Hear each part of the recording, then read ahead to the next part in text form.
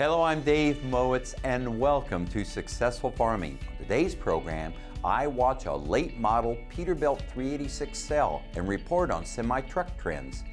Then we feature a slick way to remove bearings invented by a farmer. The Shark farmer, Rob Sharkey, is back with his unique perspective on agriculture. And after these brief messages, Laurie Bedord reports on how precision ag technology is being applied to conservation. So please stay tuned.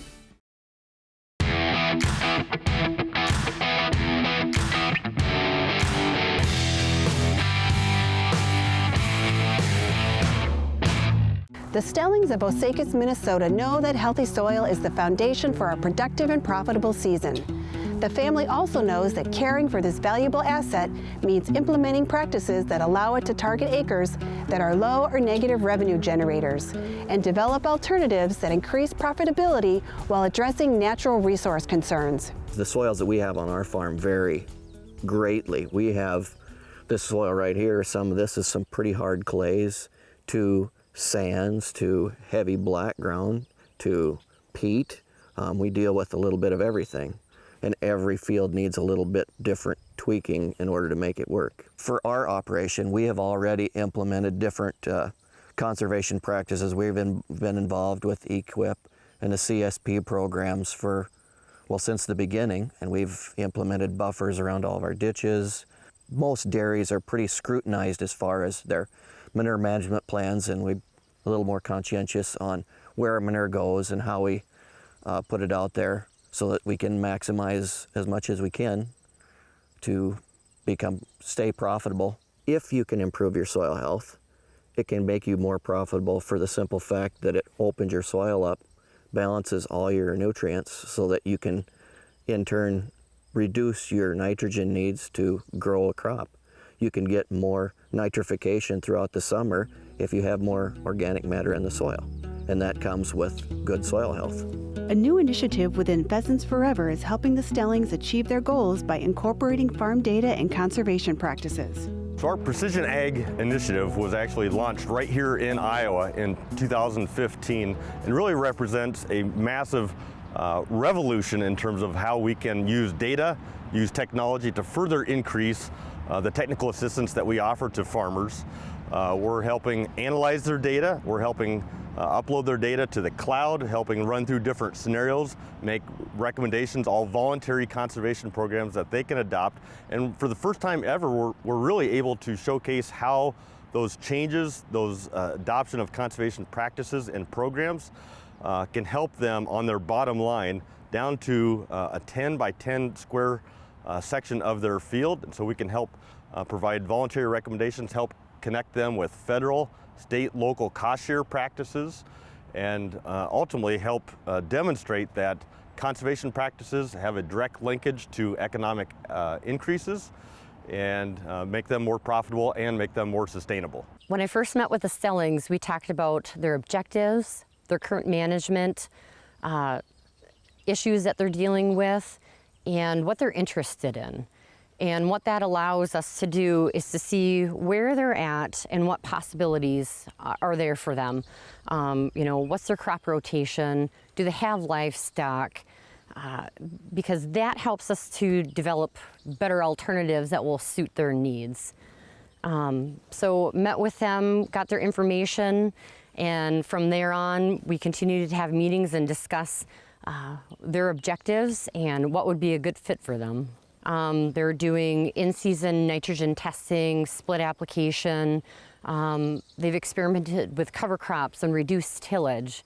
And they're looking at their soil tests and looking at their yields, talking about the correlation between the two and how they can continue to increase their soil health while maintaining and increasing productivity out there. One of the technologies the team is using is AgSolver's web-based program Profit Zone Manager.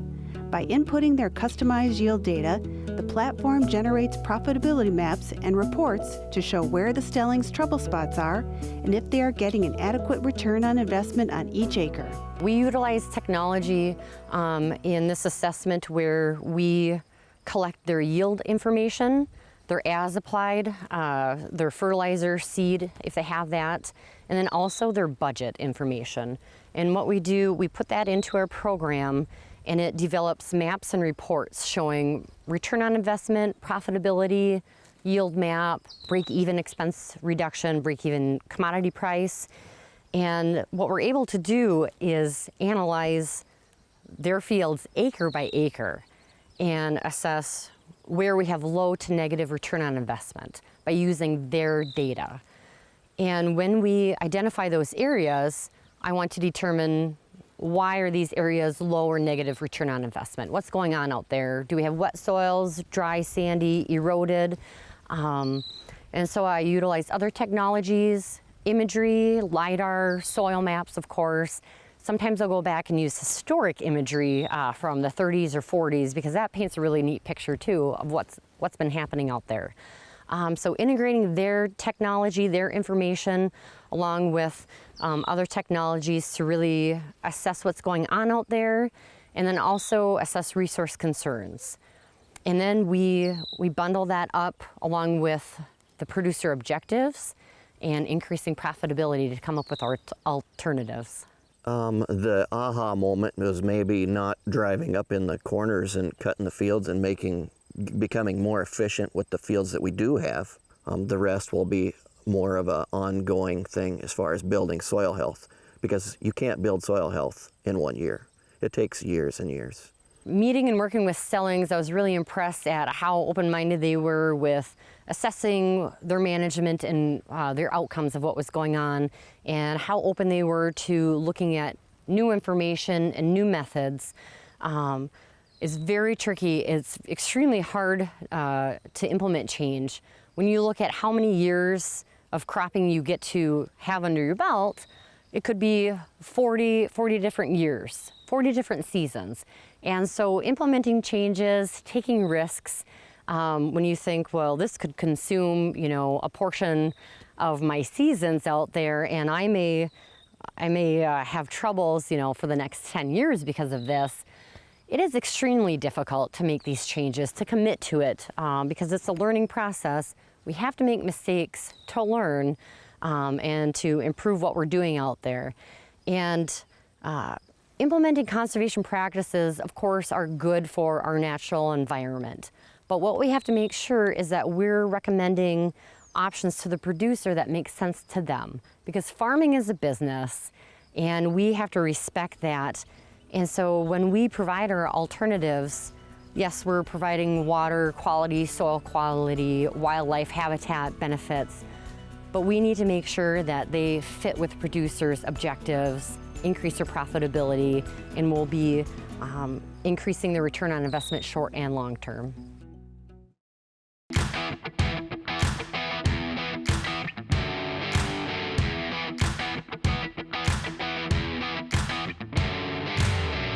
Farmers are tough. I'm just going to say it, farmers are like the toughest people on the face of the earth. If we cut ourselves, we don't take 5 minutes to go into the house to get a Band-Aid. Now we take electrical tape and a piece of paper towel and we wrap it up. I mean, if we break our arm, we don't even go to the doctor, because he's just going to tell us that we can't use it. And what do we really need to use the arm for when we can steer our tractor using the brakes? This John Wayne attitude does unfortunately overflow into other parts of our lives. Mental health is one of the biggest taboos in agriculture. We just don't talk about it. And we sure as heck don't ever admit that we're struggling with it. And I get it, for generations that's just always the way it's been. You don't talk about it, you plow through it, you just put your head down and work. You don't worry about being depressed or being anxious, you ignore it. That's not the way to handle it. I remember the first time I interviewed someone on the podcast that openly talked about being depressed and having anxiety and seeking treatment for it. I couldn't believe how transparent she was. It was just so different. She was so brave, she was so honest. I remember laying in bed the night before that podcast came out. I was nervous. I couldn't sleep. I was afraid of what the feedback was going to be. I was afraid of being made fun of for putting out something like that. As that interview came out, about mid-morning, the feedback started rolling in, and I just couldn't believe it. It was overwhelmingly positive. People were loving that it was being talked about. Not only that, but then they were telling us stories about themselves, about family members, about other people in ag that were struggling with mental health, and nobody ever talked about it. It became immediately apparent to me that I knew nothing about mental health. I mean, to me, you get sick, you take a medicine, you're better. Mental health just doesn't work like that. A friend described it to me like this: every year people drown in the ocean, every year people drown in a mud puddle. What we need to do is focus on helping that person breathe and not worry about the size of the problem. It's hard because we can't see it. You can't see depression, you can't see anxiety. You can see a broken arm. In fact, if a farmer's going through chemotherapy, we've all seen it, right? Everybody gets their combine, they head over to his farm, and they get their crops harvested. But if you hear about a neighbor being depressed, or you hear about a neighbor with extreme anxiety, we don't do that. It's just a behavior that we've learned over time. We see it as a weakness when it isn't. It's an illness just like cancer or anything else. I get it, I was always the same way, right? You had to pound through it. You didn't have time to worry about being depressed or anxious, but that's just not the case. As I interviewed more and more farmers that are suffering through this, it needs to be dealt with. Things aren't good in agriculture. Prices are low and margins are thin. The pressure can really get to a farmer. If you're feeling that pressure, please get help. It's not being a coward. In fact, it's one of the bravest things you could do for yourself or for your family. Preferably a professional. Those sometimes are hard to find, especially in the United States. The Canadians are doing a much better job at it than we are. They've started the Do More Foundation, which is only about agriculture and only about mental health. They're doing a great job taking care of their farmers. Us in the United States can definitely do better. I would love to hear your feedback on this. Please go to my website, sharkfarmer.com, and send me an email. For more videos like this, go to agriculture.com/TV. Join me at auction to see what a Peterbilt 386 sells for after these brief messages.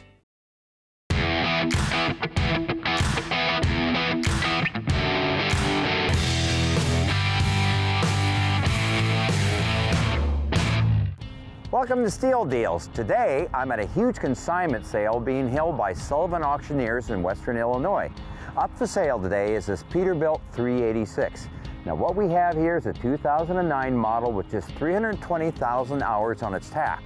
Plus it's being sold by a local farmer, which means it doesn't come from a commercial fleet.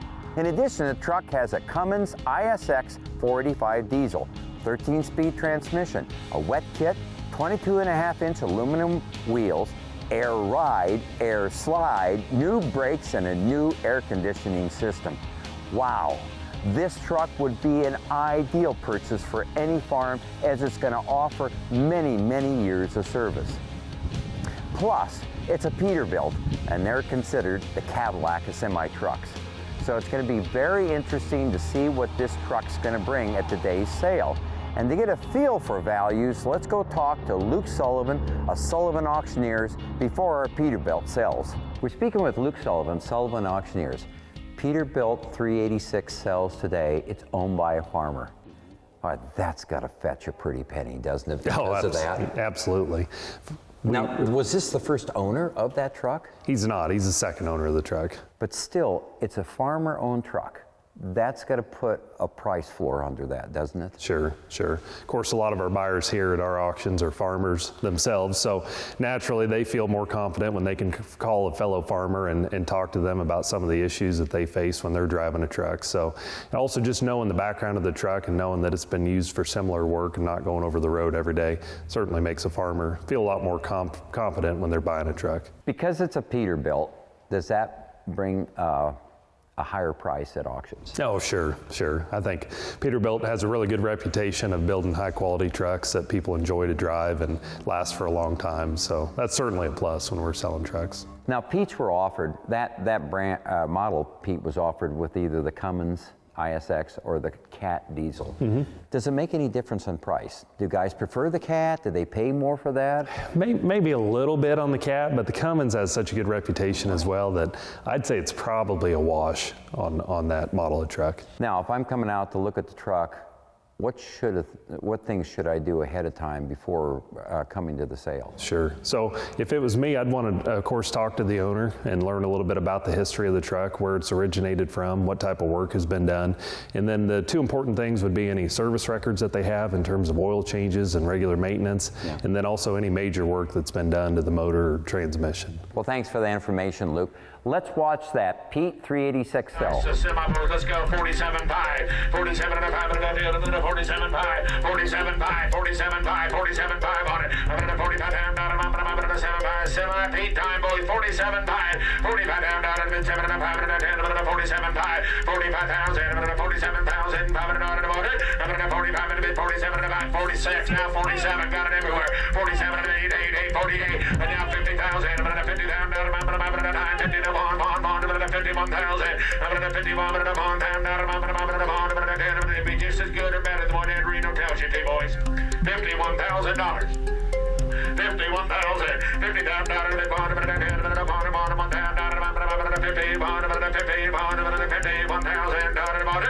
51,000, buy one, you go tonight, lay your head on the pillow, not wonder what in the world did I do. I think it'll be just as good or better when you get up the next morning. 51,000, 51,000, all down in video, and $51,000, 51,000, sold to semi 50,000, sold at 50,000. Wow, the final bid on our Peterbilt 386 was $50,000. How does that compare to similar Peterbilts that have sold recently? I did some data mining and found there are 7 2009 369s that had sold at auction for $12,000 up to $26,000. Their average auction price was $19,600, but those are auction prices. The other asking prices were an entirely different matter. With Peterbilt, with these many miles, they were listed at dealers' places at $48,000 up to $70,000. The average dealer asking price was $62,100. That's quite a disparity. Average auction prices were $19,600. Average dealer prices were $62,100. So how do you prepare to buy a truck like this when the marketplace represents as much as a $40,000 difference in value?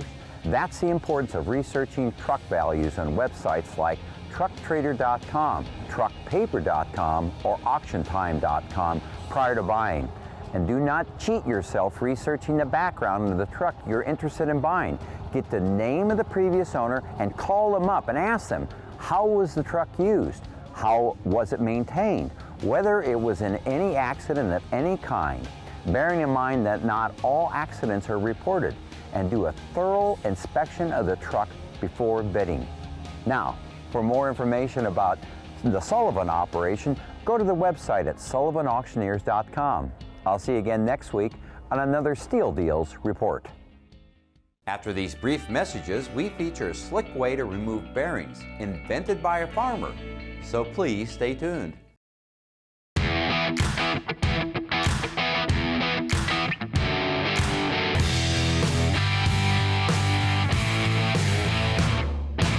I'm James Nelson. I'm from Audubon County in west central Iowa. I farm here, and today I'm going to show you a method that I came up with to remove a bearing. The first time I did this was trying to remove accelerator bearing on our combine, and I didn't have access to where I could get a bearing puller on it, and I didn't really want to start torching on the combine knowing that there's a fire hazard there. First I cut a section of pipe that fits over the shaft long enough that it extends past the end of the shaft so it can butt up against the inner bearing race. And then depending on the size of the pipe, on this particular bearing, I'm going to use the directly weld the nut inside the pipe just because that's how the dimensions worked out. So I'll use a piece of ready bolt and weld the nut on one end and have it long enough so that it can fully remove the bearing off the shaft. I'll also taper the end of the ready bolt so that it won't mushroom out and so it can still be removed from the puller. For more about this idea and other farmer inventions, go to agriculture.com/TV. Please join the Successful Farming team next week for another show. In the meantime, be sure to visit this show's website at agriculture.com/TV to get more information on this show and to view past episodes. And as always, please let us know what you think of the show. We're always looking for your input.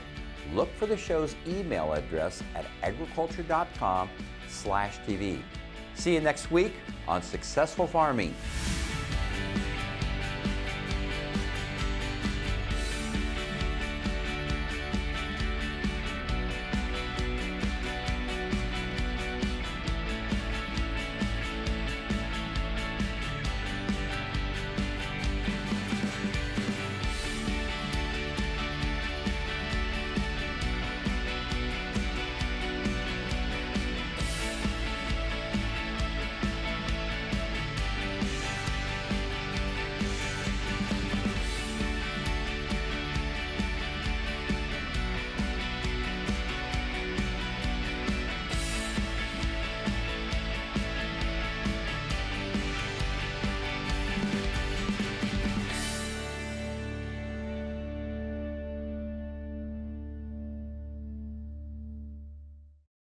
Hi, I'm Dave Mowitz. Thanks for watching. If you like this video, hit subscribe right here if you haven't already, and click that little bell right here to be notified when we post a new video.